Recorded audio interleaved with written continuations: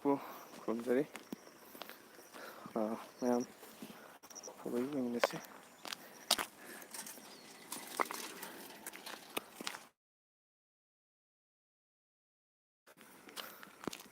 ꯉꯁꯤꯗꯤ ꯅꯨꯡꯁꯥꯁꯨ ꯈꯔ ꯁꯥꯗꯣꯛꯏ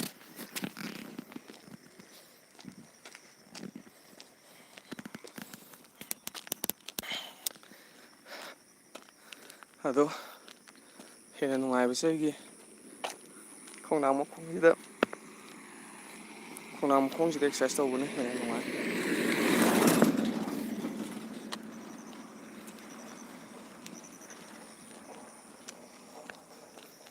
ꯑꯗꯨꯅ ꯈꯣꯡꯅꯥꯡ ꯃꯈꯣꯡ ꯇꯥꯅ ꯆꯦꯟꯁꯤꯟꯈꯤꯕꯅꯦ ꯑꯗꯨꯒ ꯈꯣꯡꯅꯥꯡ ꯃꯈꯣꯡꯗ ꯑꯣꯏꯅ ꯇꯧꯔꯒꯦ ꯑꯦꯛꯁꯔꯁꯥꯏꯁ ꯍꯥꯏꯕꯗꯤ ꯂꯝꯖꯦꯟ ꯆꯦꯟꯕ ꯈꯛꯇꯅ ꯍꯛꯆꯥꯡ ꯐꯕ ꯀꯧꯕ ꯅꯠꯇꯦ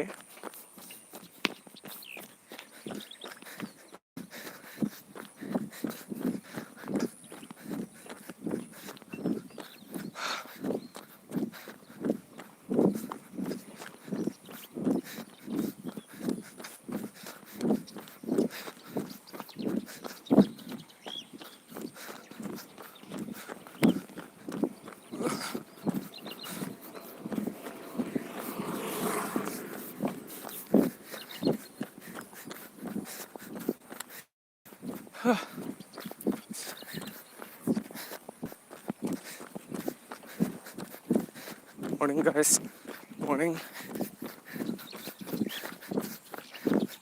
사절 덕시.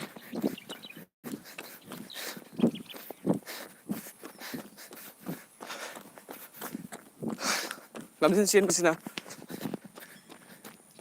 ꯌꯥꯝꯅꯁꯨ ꯍꯦꯟꯅ ꯈꯪꯕꯤꯔꯦ ꯂꯝꯖꯦꯟ ꯆꯦꯟꯕꯁꯤꯅ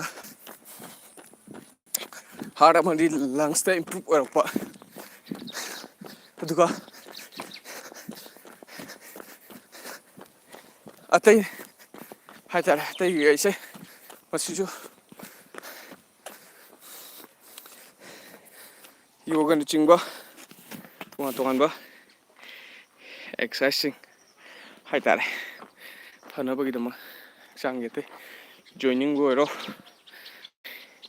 ꯊꯥꯏꯔꯣꯏꯗꯀꯤ ꯂꯩꯕꯈꯩꯁꯨ ꯑꯗꯒꯤ ꯇꯣꯉꯥꯟ ꯇꯣꯉꯥꯟꯕ ꯑꯦꯛꯁꯔꯁꯥꯏꯁ ꯃꯈꯜ ꯀꯌꯥ ꯑꯃ ꯃꯌꯥꯝꯅꯁꯨ ꯍꯦꯟꯅ ꯈꯪꯕꯤꯔꯕ ꯉꯥꯛꯇꯅꯤ ꯍꯥꯏꯔꯤꯕꯁꯤꯡ ꯑꯗꯣ ꯑꯩꯈꯣꯏ ꯅꯨꯡꯇꯤꯒꯤ ꯆꯥꯡ ꯅꯥꯏꯅ ꯇꯧꯕꯤꯕ ꯃꯊꯧ ꯇꯥꯏ ꯂꯝꯖꯦꯟ ꯆꯦꯟꯕ ꯈꯛꯇꯅ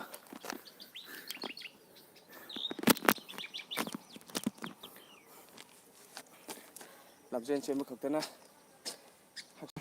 ꯐꯔꯛꯀꯅꯤ ꯍꯥꯏꯕ ꯃꯔꯨ ꯑꯣꯏꯅ ꯂꯝꯖꯦꯟ ꯆꯦꯟꯕꯁꯤꯗꯤ ꯍꯥꯔꯠꯀ ꯂꯪꯁꯀ ꯃꯁꯤ ꯃꯔꯨ ꯑꯣꯏꯅ ꯐꯍꯟꯕꯅꯤ ꯍꯥꯏꯇꯥꯔꯦ ꯑꯩꯈꯣꯏꯅ ꯂꯝꯖꯦꯟ ꯆꯦꯜꯂꯁꯨ ꯌꯥꯔꯤꯈꯩ ꯑꯩꯈꯣꯏꯒꯤ ꯁꯥꯖꯦꯜ ꯑꯗꯨꯝ ꯍꯥꯞꯄꯤꯌꯨ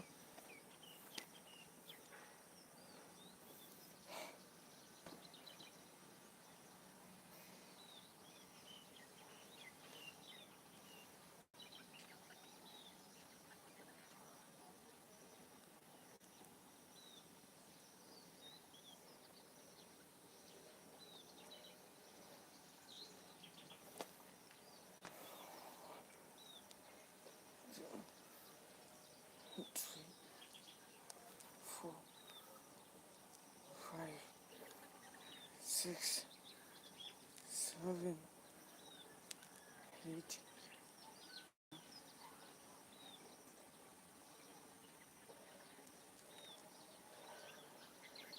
2, 3, 4, 5, 6, 7, 8, 9, 10.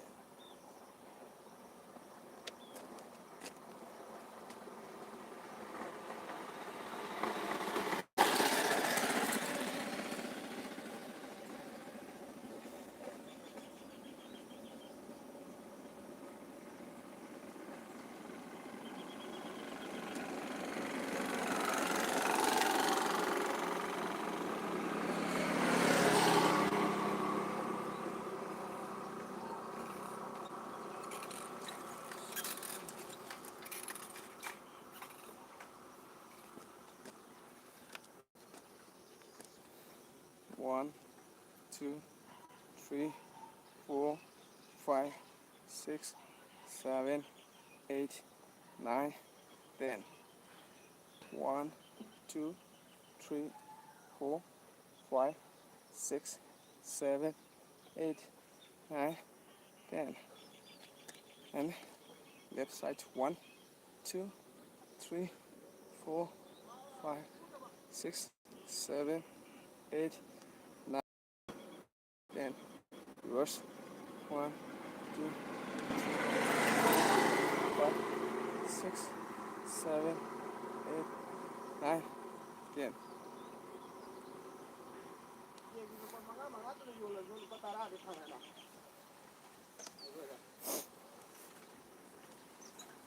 One, two, three, four, five, six, 7, 8, 9,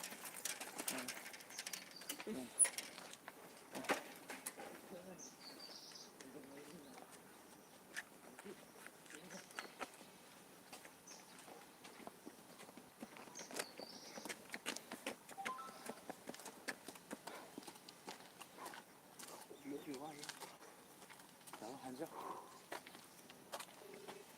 Kamba kailangan yung sa present gitu. Cang deh kawan Mau cang list apa dia awal kuming dah. Halo. Ada base kapan ini nak? Ada biasa. Ada. Ay post office na yeng khalli. Post office ay cang mai. Post office ang dong male ba. Ay su ngahan gin list thagla ko do. Audo yeng kan da mai do Aadhaar number on tholo ba. Sa ti account no. Ay di. Moi na bank pi ba. Ay su ni cang te ba di Aadhaar ko je. Lai ba ke na cang ke. Biya su loina kaino di link bu di loin thamine. Ada kaino to no ma post office am sang nam dong wan. Su cang mai. Post office to yeng yen to ne do. Sida yeng mong wei amu ya da lai do. Bazaar salu gen to. Provision kan ba. Ini saya yang ani. Provision tu kan ni ya. Asigi kaino ki to su yeng ro ge. Ama kopi do. Thong am lai do. Ada sang dong wala ba. SBI da SBI bu di ke do kaino to lai na. Pai lai ba ado ke post office ki di my application do na tra di ya da ba male. Ada yeng ge hore ni hun mari ni sui amma dong ya da.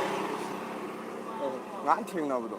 Audai ne adum to khlai se yadri sang bu dong ya de amma dong ya de ado di khalam wangjing bazaar da direct adum post office ki do sat ro gen khan mane. Ay di tasena di cang tu kap tu bi kun mai ne. Tu kap ki mi ne 74 ne. Ni list moi thak re. Hore yeng ora ge to pau ra.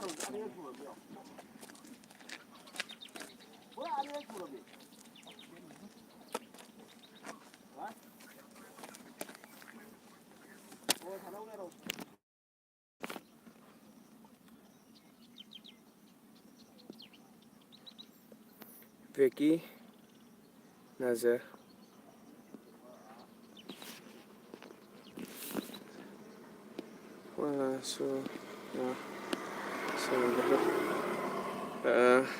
Thank you, Vicky, for coming. Thank you so much and welcome.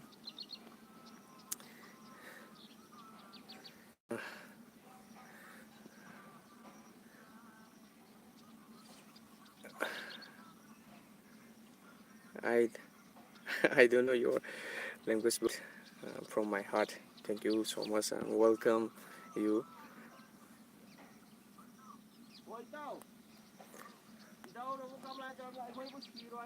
Every morning from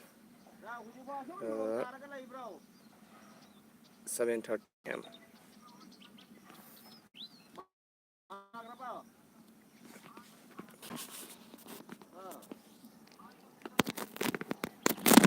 I am running.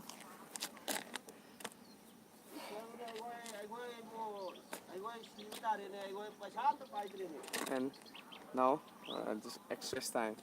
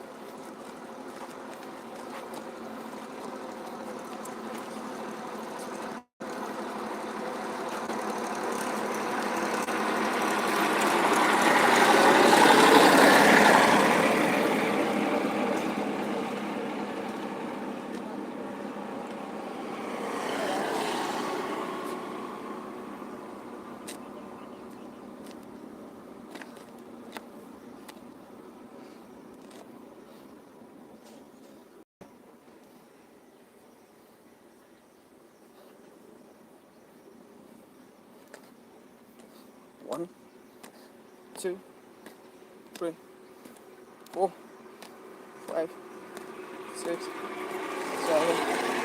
8, 9, 10, 11, 12, 13, 14, 15, 16, 17, 18, 20, 1, 2, 3, 4, 5, 6, 7, 8, 9. Ah!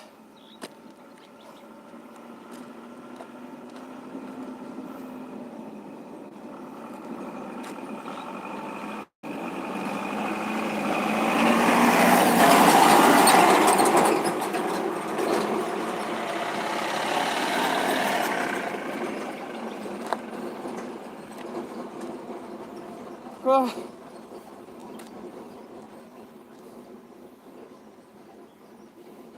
This is the last exercise for today.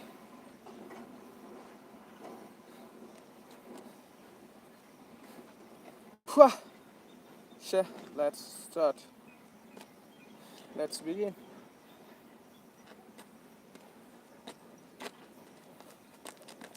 1, 2, 3, 4, 5, 6, 7, 8, 9, 10, 11, 12, 13, 14, 15, 16, 17, 18, 19, 20, 21, 22, 23, 24, 25, 26, 27, 28, 29, 30.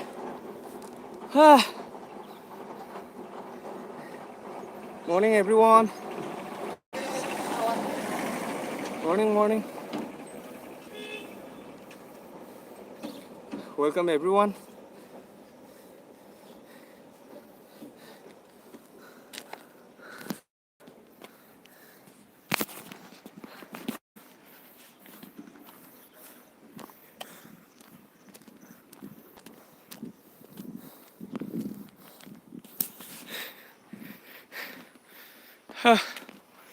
Morning, everyone.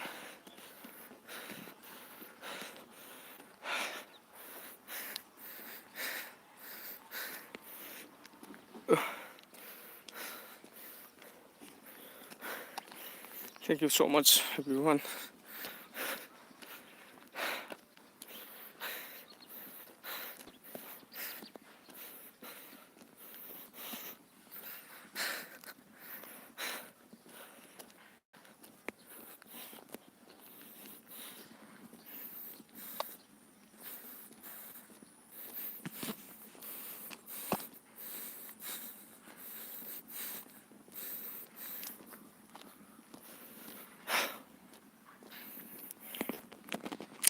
Now weather condition.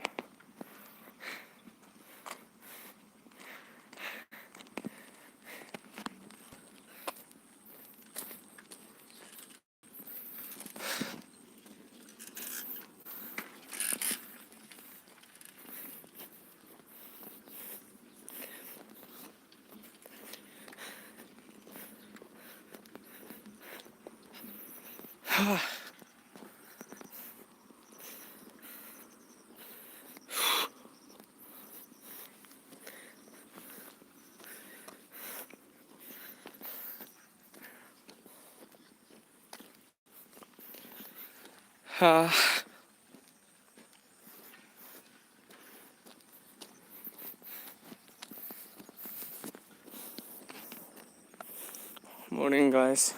Morning.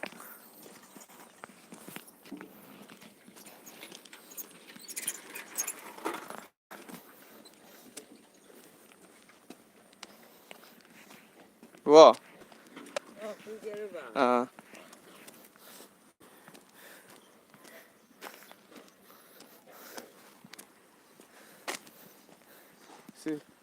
She's my grandmother.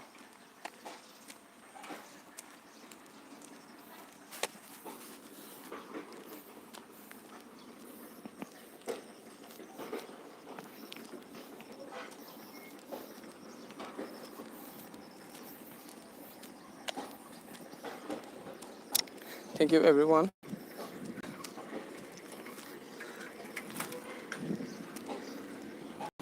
And from my heart, love you all, my lovely viewers and subscriber. Love you all so much.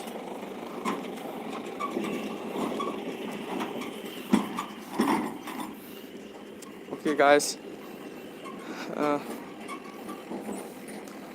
Bill, hell is well.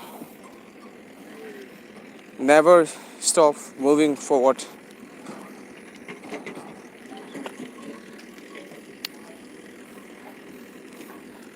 Okay.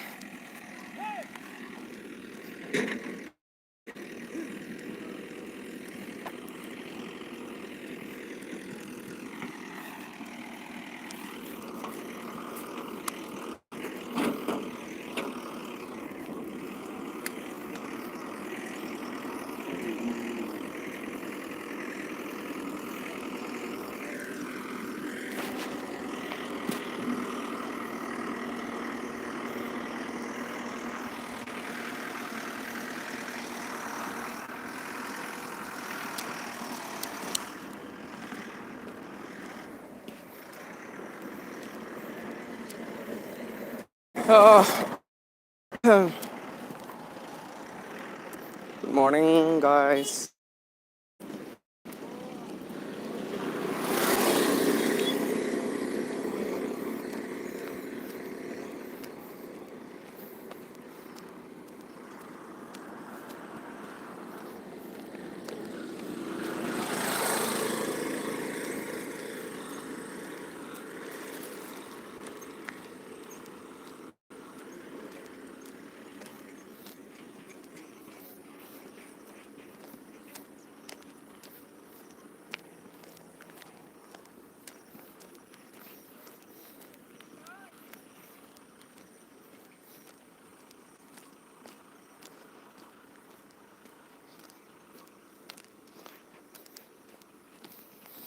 Lab durations only 25 minutes for today.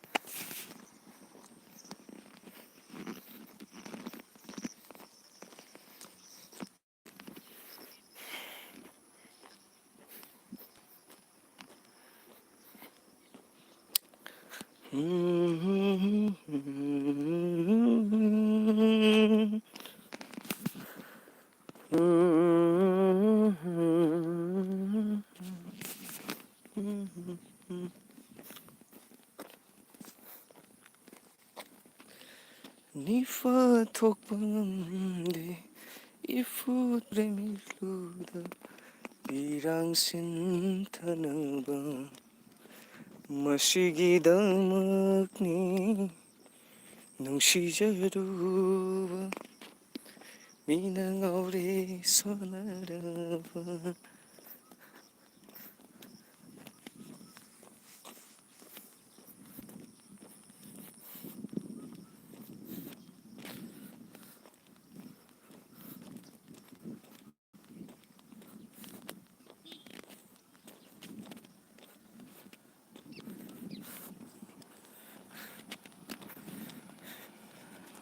Welcome everyone, welcome.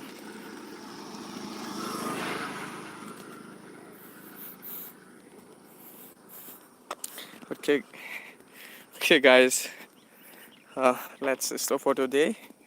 Thank you once again everyone for coming. Thank you so much subscribers and viewers. Thank you so much. Okay, see you tomorrow morning. Okay, bye bye. Love you all. Thank you.